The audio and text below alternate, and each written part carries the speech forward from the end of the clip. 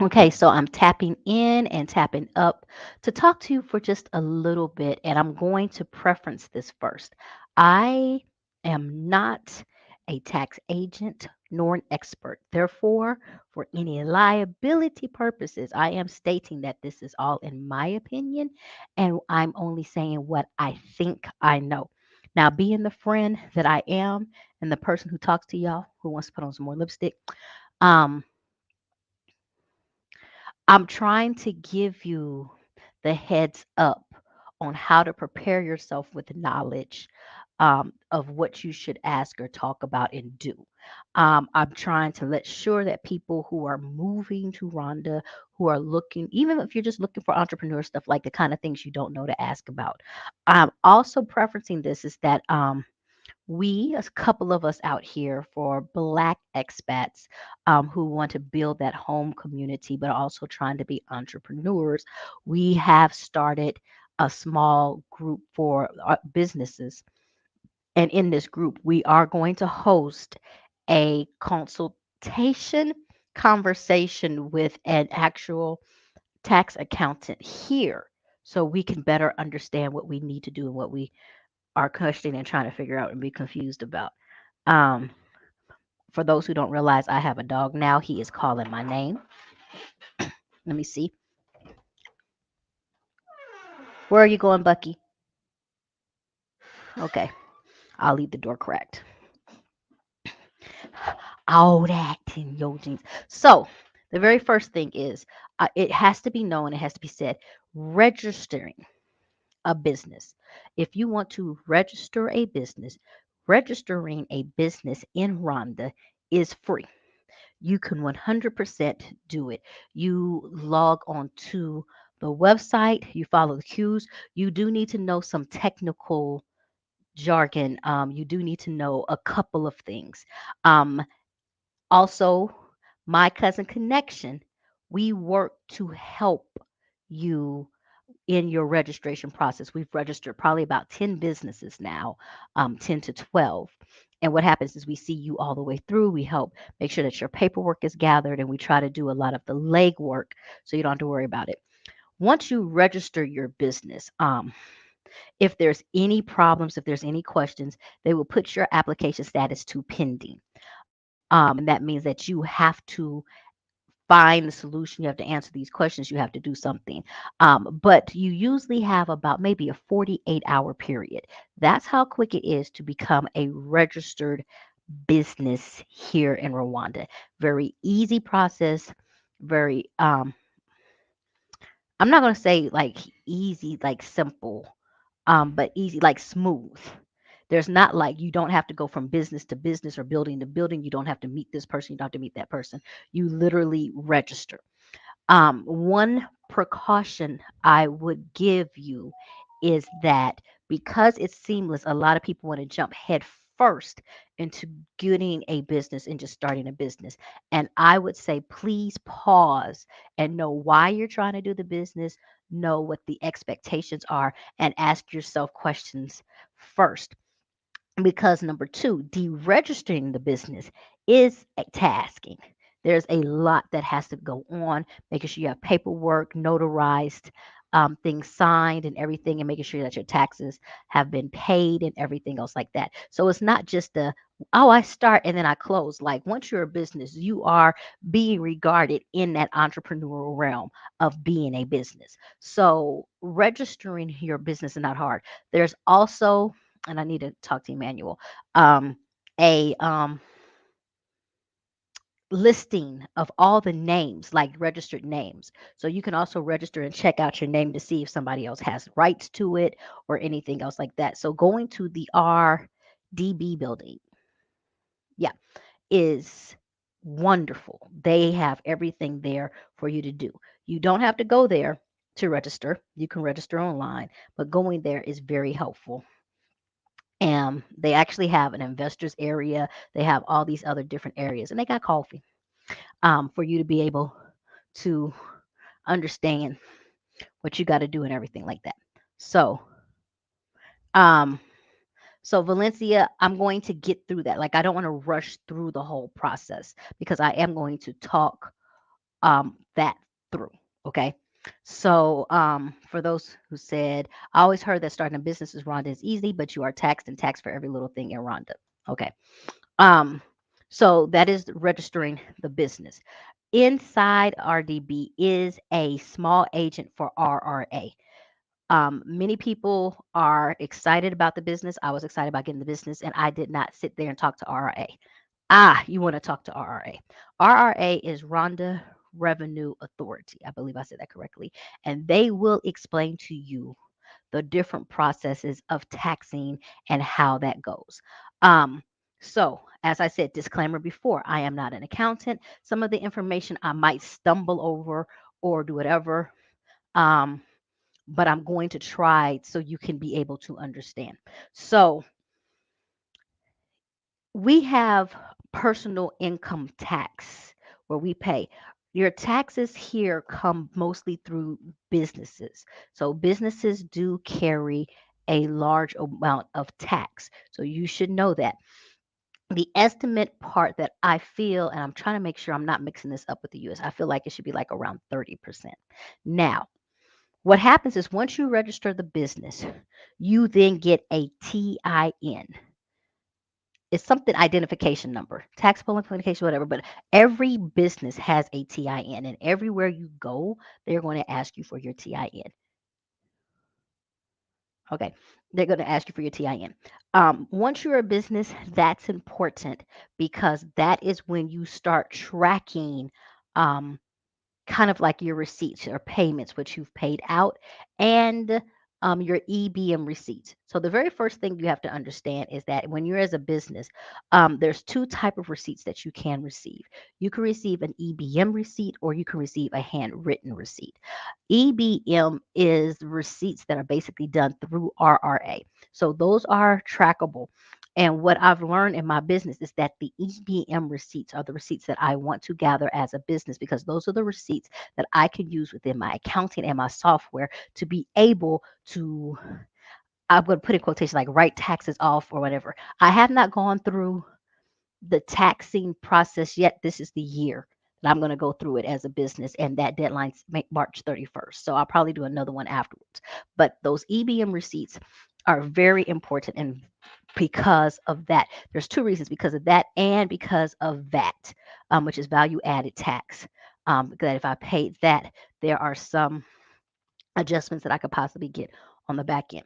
Now, so the TIN. So if you get a handwritten receipt, even if they put your TIN number on it, when it's time to do taxes, it might not be read as the other ones. Now, there are some adjustments to rules. And like I said, the SBA, we're going to have our tax accountant come.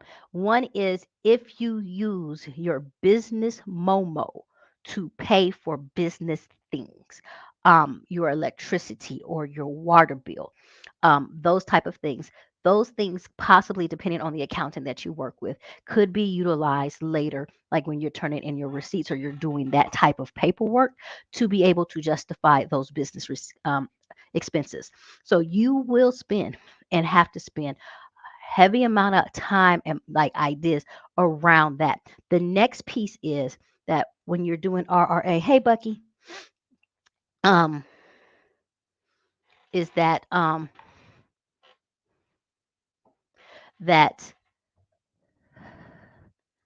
said the EBM. I'm missing something. I don't want to jump there yet. I said the TIN, the EBM number. Um, I said about the Momo. Um, Oh, RRA is going to give you a software that you will download on your computer. You must use that software for your tracking of like invoices and outvoices. I know that's not a word, but you use that software. A lot of people want to come in and use their own accounting software. Your accounting software, like I do know that we use um, either Zoho or QuickBooks. That is for us as a business that we use. But when it's time for us to report, we use the RRA software system. And so that's something that is done. and updated like once a month to once every 2 months. I will be, like I said, I'm transparent. I have an accountant um, because I'm not trying to make any mistakes. So, so you have to have that system in order to file, register, all that stuff. Everything is tracked through that software system. You're not doing anything if you don't have that software system. You are practicing. You must have that software system with RRA to be able to do the things that you need to do. So you want to make sure you have a computer that's designated that you can be able to do that on and everything like that. Um, so then that's your first part. So you will be filing taxes as a business because businesses is help what helps really run the economy. They're watching, they're tracking, they're making sure all of those things are done properly and accordingly. Now, as a business, the things that you're kind of expected to have, especially if you're a business, number one is an office or facility. So when it comes down for you, especially when it comes to visa, and you're like, hey, I want to get my business visa, the very first question they're probably going to ask is, what is your location? And if you come back to say, oh, I work out my house, that doesn't fly. Now, I have heard rumors that it's flown for other people. It has not flown for me. It has not flown for the businesses that we have gone for. Like there was a grace period at one point in time for some people, but they really think that you're supposed to be in an office space. And there are so many office buildings being built. And so they will sit there and say, we need the address of your office. We are going to come visit your office. We are going to come do inspection of your space. Even if you're a restaurant, they're looking at your restaurant. If you do any type of business, and they're not just coming in to say, oh, I see you have a nice place. They're going to look at the lease. They're going to look at the lease to make sure that your business name. So that's another one. If you're going to rent out a space like that, you need to put your business name somewhere in the contract. Of course, you could use your name if you wanted to, but I would put the business name in it so there's just no question. So you could turn over like the business is doing this, the business and the TIN number, because like, that's on my contract. Like, dude, um,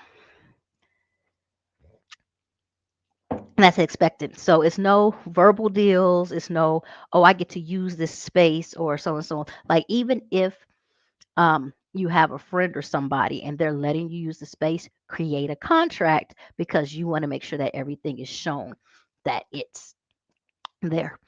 I also, like I said, suggest talking to an accountant and doing knowing all of this stuff before, so you're moving in that progressive manner, or watching this into its entirety. Because trust me, your girl has made those mistakes. All right, so the next question they're going to ask is like how many employees you have. Now, when you're new, they understand being new. Hire system, um, where um, this is the confusing part. I'm trying to get into this. I think the system is called PAYE. I'm about to look it up real quick. PAYE, but you're paying, they want your people, and I have to say this correctly. They want your people on payroll, but it's kind of like through RRA. Like you can't just say, "Oh, I have pay tax right there." I just have people that work for me. Like that's nice, but they really want your people on the pay as you earn. There we go. Pay as you earn tax roll, which is tax that which is withheld, declared, and paid to Rwanda. Now, this is the thing that's a benefit for employers. If you have your people on the pay as you earn, you are basically paying like your big tax chunk early or like by the month. Like whatever you pay them is like we say tax deductible or a write off. Like so whatever money I owe at the end of the year, if I've been paying through the pay as you earn, that money is lowered because they're watching and saying, no, they paid their tax this way. They've done all of these things. Also, another accounting question is that you can tabulate like if you pay monthly based on your income every month or you pay at the end of the year. That's one of those things I'm finding out. Okay, so when you do the pay as you earn and they want that, like when you have somebody on your payroll, that is what is done. The first employer declares the employee as a permanent employee as normal. Any additional employers must withhold pay at the rate about 30% on all taxable income.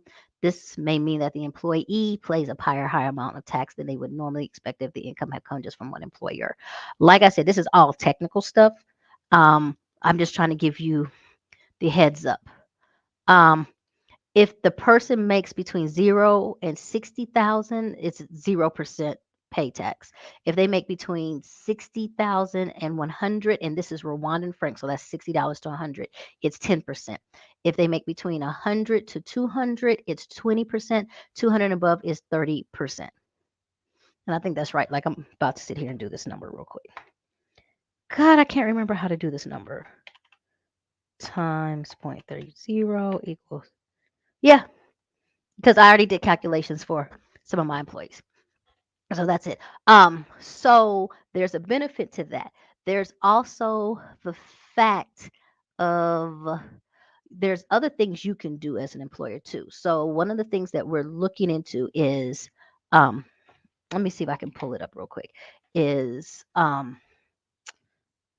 me do pay um RN. Okay, let me do pay. We're gonna go like we're gonna explore it together, okay? Because I'm trying to give you this information here. How do I present? Share screen? Okay. Okay. There we go. All right. So just so you can know what I was talking about, here's pay in Rwanda, pay as you earn, business procedure, pay in taxes, business procedure in Rwanda. I'll open that a new link so we can look at that. And here is the website RRA, pay as you earn. This is a PDF, and so this is when they really was breaking it down. See, I visit this here, and then how is pay calculated in Rwanda? There's your how much is paid tax here. So this is the first taxes that you're paying, and this is to the employer. How much is pay on 50? No, that's Kenya. We not doing that one. Um, so we're going to come over here to oh, I can share this paying taxes, and this is what you have to know. Like everything's here. Starting business, paying the taxes. You have your annual tax declaration and payment. You have your quarterly tax declaration and payment, monthly tax declaration and payment, um, withholding tax on other payments, declaration payment due 3 times a month, payable at customs before goods are released. Um, and then you have value added tax. Is due monthly within 15 days following the end of the month. Whether there's an output tax or pay the balance in favor of the taxable person is zero. So that's another thing.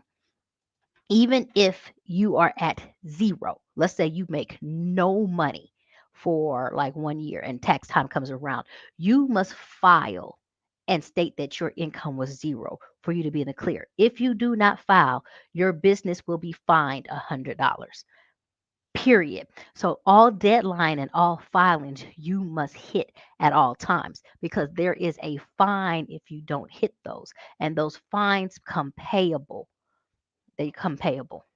All right. So I'm trying to go through this real quick. So these are the questions that you're really trying to ask, and then you're going to also calculate um, like how your payroll is and different things. Now, different things that you can do also, I'm going to come in here, is the RSSB. So there's a Rwandan Social Security Board. And so you can actually pay towards Social Security. Now, I really feel like, and I can't remember that you automatically pay into Social Security with pay. I can't remember, but this is the Social Security system out here. Let me see if this is investment or not. Yes, I take that back. I need to make this telephone call. I totally forgot. So every employer here, once you have an employee that is on that pay system, they have a number. Jesus, a telephone, not a telephone number. It's like a RBA number. And there is money that has been going into the Social Security system for them. Where is it? I remember reading all this. You qualify maternity leave, medical schemes, all of this other stuff, pension. Let me see if I hear. Yes. And so, yes, RSSB branch birth certificate. This is all the stuff you need to get it, but you have paid into it. So when you do the PAYE system, you are paid into somebody's retirement, their social security. And if you've ever worked in Rwanda underneath a company or whatever, you have a number. You need to call your firm's accounting people and get your number so you can check your information at our what is this one? Our SSB. Um, and then you can also decide of what you want to do with it or different things like that. So that is very important. That's one reason I wanted to go into pay because of that. There is another system as well that they are trying to popularize. All right, let me get it. Is that correct? Let me see. Yes, Rhonda National Investment Trust. Um, and this is backed by the government. Yes. So it is an investment because they wanted to, they wanted to really promote investing and saving um, through Rhonda and actually see change the culture of savings here. And so they've designed and launched products that suit various investment needs and different things like that. So it is an investment trust that as an employer, you can open up one for your people and you can put into it. There's an employer matching savings, and then you can do it on your own if you chose to as well and invest through us. um, I have not done it. This is on my to-do list to try this year to see how it is. Pretty much for people in my team. Um, some may be doing this or different things like that. So you could do it here. They have all these ways that you can pay, Momo and all this other stuff. I'm trying to find it. And then it opens for $2. It opens for 2,000 Rwanda francs, which is $2. I don't want to invest in our products. Let me see if I can do this real quick. Yeah, so that's their statistics. Um, and like I've talked to them on the phone and they're really good, but I am going to go in person. And it was hard. And I do believe, let me sit here and say that the investment trust that they said, because when I talked to them on the phone, they focus on T bills and they focus in the Rwandan stock market. And so they said that last year it was like a 12% return. Not guaranteed, but um, but this is that. So this is another option you have as an employer to look into this. And even as a foreigner, you can put into this. So it's one of those things where it's like, okay, if you're coming out here, depending on your job or your job title or whatever else you're doing. Like, for instance, for me, because of what I'm doing, I no longer have retirement. I no longer have the 401k from the states that I can lean on or different things like that. So, actually looking at this, especially being an entrepreneur and being to say, okay, can I put into this fund? How often can I put into this? And everything else like that is a really good idea because you can come back around.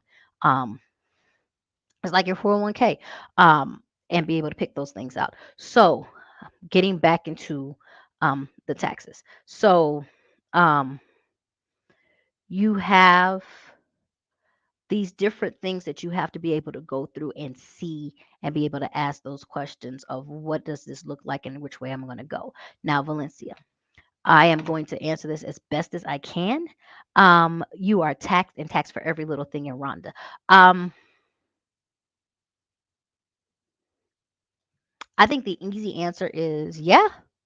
Um, but like, I think another thing is like, we're used to being taxed. Like our tax is like when you go to McDonald's and get a dollar sandwich and you end up paying $1.27. It's just how you looked at. Now that's something new. I think for Rhonda before, like now with the VAT added. So I believe with VAT, something that's kind of newish to me in my opinion, is that now you're starting to see businesses put that on to their receipts. Before it really, really wasn't like that. Like if something was $7, it was $7. Now you're slowly starting to see like that value added tax coming onto the receipt, and you're incorporating that cost. Um, the other piece of it is that Like they yeah, I really feel like it's like a 30%, like what I was talking, when it's time for me to make money and for us to clear. Now, wait a minute, I will say this. Um, if you are a business, you have you have a different taxing structure than if you are in agriculture. So you do need to make sure that whenever you find out what you're finding out, you understand. I believe agriculture has a higher threshold on income. Like, yeah, it's a little different. So you have to pay attention to those two different things. Um, because let me see this real quick. I'm so sorry. Like I need to focus on this. There we go. Hold on 1 second. Please don't forget to take this computer and put it up. Please don't forget to take this computer and put it up. You guys have a great day, and I will see you on Wednesday. Multitasking, sorry. Um, there we are. Uh, so, what are we saying? Tax. So yes, customs, like you're you're paying customs. Like I've done this before. You're paying like whatever legalized amount is supposed to be is what it is in customs. It is. And doing and dealing with customs is probably one of the hardest things I've dealt with, even with the literacy center, trying to get so creative and particular on how do we get books over here, how do we get resources over here and not be heavily taxed. Now, another thing that I did not talk about that I don't know is the NGOs of things. I'm not an NGO, so I don't know where those brackets are. I can tell you this: becoming an NGO in Rwanda, you do have to, let me see that. There's a lot more. It's not just about going and registering a business and becoming an NGO. No. Becoming is not even in RDB. Um, there's a lot more. I'm trying to see if I can find this site where they told me.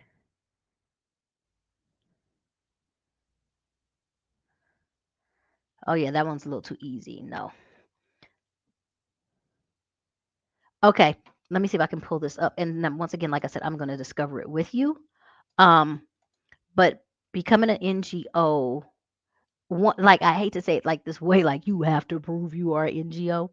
Um, let me present this because I do believe there's other taxing and things like that, but you have to really be working and doing the work of the NGO. Where are we here? I'm trying to say with everything RGB, RDB, and all that other stuff. Is this it? Yeah. So national non-government organization and international non-government organizations. Um, the following requirements are application letter addressed to the CEO of RGB, notarized statutes. I'm going to answer that question. Recommendation issued by the district mayor where the organization intends to implement its activities. So, like, you're not coming in and saying, this is what I want to do, and you haven't been in that community. You don't know that mayor. You don't know those people. Notarized minutes of General Assembly meeting, among other things, established organization which approve the statutes, all that stuff. List of General Assembly participants with their names, IDs, phone numbers, CVs of the legal representative and their duty, criminal record certificates of legal duty, no problem, notarized declaration of legal representation, annual action plan detailing activities, number of beneficiaries, budget, and source of funds. They are not playing with y'all with NGOs. Proof of payment of $100 non-refundable fee. Payment is done online through a Rimbo and all those stuff. Um, Same thing for international. But what I wanted to sit there and show you is that it's not just coming in and saying, I want to do this. It's more so like you have to be able to have the resources to do what you say you want to do as a business. So you are taxed and taxed for every little thing in Rwanda. The easy answer for me to say is yes, because if you're in business, that's what it is. Yes, there are taxes. That's one reason why I strongly suggest you getting an accountant, a local accountant who knows the rules and regulations. And I also suggest you vet them.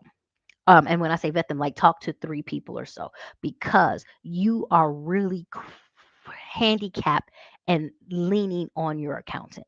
especially if you're coming in as a foreigner and you don't know the ropes of everything immediately. You really have to make sure that you're talking to people and do different things. Once again, we're going to host a Zoom seminar if you want information on that and you don't have the information. Please hit up Emmanuel, my cousin connection.com. Follow us on Instagram because he will send that information once we have that time and date confirmed. That will not be on YouTube. Um, that is going to be something for us. And I'm not going to say it's private, it's going to be um, for the people who want to attend, but we are going to be asking the questions we need to. Thank you so much, Auntie Wendy. I just felt like I needed to kind of come in and try to explain some of these things. Hear me out, talk through it. Does Rwanda have notary publics in the way the states does, or do you have to go through a government agency? No, Rwanda has notaries everywhere, and the notary is a really big deal. Your contracts are notarized. Um, you can get notary here, like notary getting notary services is not hard at all, and they are valid. um because and the only reason I know this is because I believe I'm switching out my will, and I called my attorney back in the states, and they were like, no, you can do it here, and then of course I'm getting it notarized, like not an issue. um the notary publics also can do some other things, which is one is like if you're looking at land or you're looking at a house or whatever, if you have the UPI number, the notaries can run it for you to see if there's any loans or liens, and also check the names to make sure the correct names are on the paperwork before you do anything like that. You don't have to spend big money. You can just have the notary run all that stuff. Thank you so much. I love you guys' logo. Um, Harmony Village 100 is awesome. I love the things that they're doing. They are on top of it and pointing it. And then once again, I'll give you Emmanuel's number if you want to reach out to Emmanuel. So this was only to serve as a highlight to kind of tick in your head. One thing I really want to kind of say, and I'll say this piece, if you have questions, pop them in now because I'm going to probably end this out in the next 5 to 7 minutes. So if you have any questions, pop them in now. But coming in to Rhonda and just saying, "Hey, I'm going to open a business. I'm just going to do business." Like it doesn't really work that way. It seems as if it could because it's so easy to open a business, but in the same aspect, they want you to be a business. You're supposed to um, yeah, you're supposed to be a business. And there's a lot of other conversations to have on an entrepreneurial end.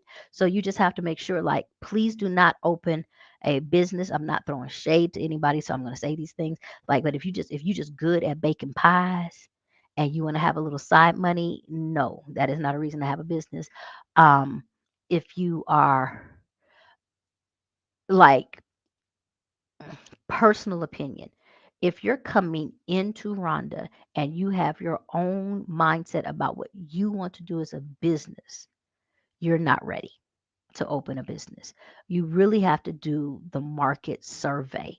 You really need to figure out different things and make your adjustments. And then once you create your space and your idea and which direction you want to path, then you're ready to come back and say, I'm ready to do business and to start working on that business behalf. You should be waiting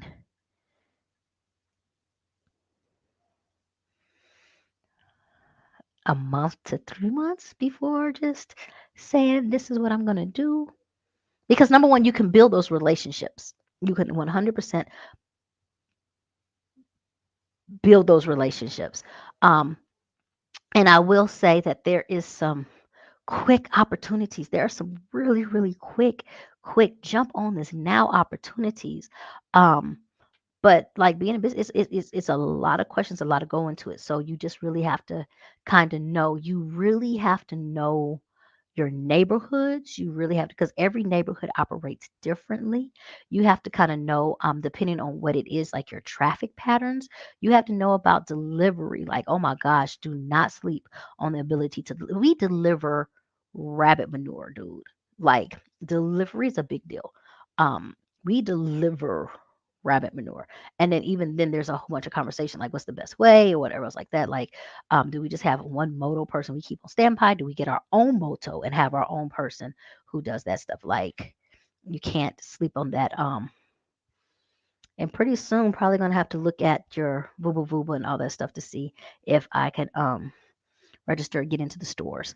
Um, what was I gonna say? You gotta kind of learn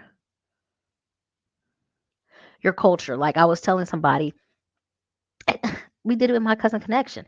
But who I was when I first was like, we're doing hot summer farms. Like me and my partner were talking. We were doing hot summer farms. We were dead set against selling rabbits for rabbit meat. Dead set. Like we are focused on urine. We wasn't even really stressed about the poo. Like, um, woo, hold on. I'm about to answer this question. But like we were just like that. I'm telling you, 6 months later, after talking to people, after realizing our clientele, and mind you, Kenya, rabbit urine is a big deal. Rabbit urine is a big deal. But Rwanda is not Kenya. And so after that, like we have adjusted, I'm not saying adjusted our cells, whatever we do, to be able to fit into the culture and climate here so we can sustain ourselves as a business. And there's other things that's in a model like, oh, should we have a restaurant? Should we do all this stuff? And it's like, dude, like, number one, this was me. This is our three focuses. These are our three focuses, and this is who focuses on what. Like in our three focuses, I focus on three things in a different order than our sales manager focuses on three things because it really does depend on where you are. It depends on who you are. I'm looking rough. It depends on if you're talking to a farmer, if you're talking to a local gardener, if you're talking to whatever, like all of these things. So what I'm just saying is there's a lot of adjustment.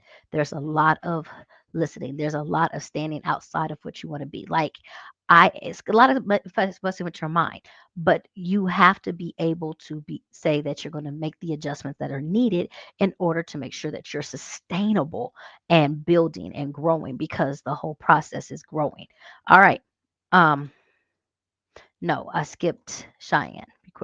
I'm assuming that to become a notary in Rwanda, there must be a residency limitation. I have been running my notary signing, loan signing business for 3 years. Is it transferable? I cannot answer that question at all. And I'm very sorry because I don't know the notary expectations and I cannot speak on them whatsoever. I can't speak on them. I'm so sorry, baby. I just cannot speak on that at all. Because I don't want to give you wrong information. Zion bound. Thank you so much for sharing, Jay. Would it be wise to establish an NGO or 501c3 prior to um, leaving? Can I share a reputable legal connection? All right. So this is where things get jumbly. It's so jumbly. It's so jumbly. Um, because for someone like me, and this is like I shouldn't even be talking. I'm technically I have to do U.S. taxes. And now, because of my position of where I'm at, I have to do Rwandan taxes. And so, this is not just a conversation that we can have on YouTube. Because now, when you're talking about the whole NGO or 501c3, number one, 501c3, that is a US thing. And then you have your NGO, which over here is a Rwandan thing. Now, when I went and showed the picture, wrong picture, um, I did not do. Am I still sharing the screen? Oh my gosh, I'm doing the most. Um, oh, there it is. Um, where did it go? I I closed out of it, but remember I showed what an international um that would be an international NGO.